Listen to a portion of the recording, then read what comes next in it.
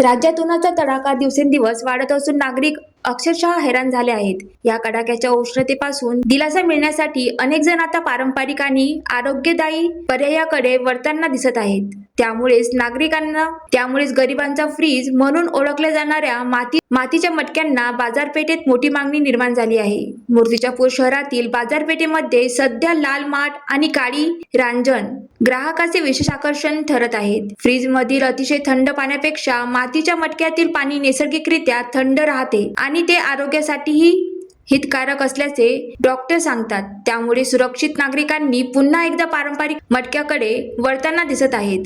यंदा बाजारात केवळ साधी मटकीच नव्हे तर विविध प्रकार उपलब्ध झाले आहेत. पाणी काढण्यासाठी सोयीस्कर असलेले नळ असलेली मटकी, घरच्या सजावटीसाठी डिझायनर रांजण, तसेच पांढरी आणि लाल मातीच्या मिश्रणातून तयार केलेले गोरज मटकी यांना ग्राहकांकडून चांगली मागणी आहे. उन्हाची तीव्रता वाढल्यामुळे यंदा मटक्यांच्या विक्रीत 30 ते 40% वाढ झाल्याचे कुंभार बांधव सांगतात. मातीचे दर आणि वाहतूक खर्च वाढल्याने किमतीत थोडी वाढ झाली असली तरी आकारानुसार मटकी सध्या 150 ते 500 रुपयापर्यंत विकली जात आहे. दरम्यान काही ग्राहकांचे म्हणणे आहे की फ्रीजचे पाणी प्यायल्याने तहान पूर्णपणे भागत नाही, उलट घसा दुखतो. मात्र मटक्यातील पाणी प्यायल्यानंतर एका वेळेला थंडावा आणि मातीचा नैसर्गिक सुगंध मिळतो. उन्हाळा जसजसा वाढत जाईल तसतशी या देशी फ्रीज म्हणजेच मातीच्या मटक्याची मागणी आणखी वाढण्याची शक्यता व्यापाऱ्यांनी व्यक्त केली आहे. स्वप्नील जामनिक, ज्वालादीप न्यूज, मूर्तिजापूर.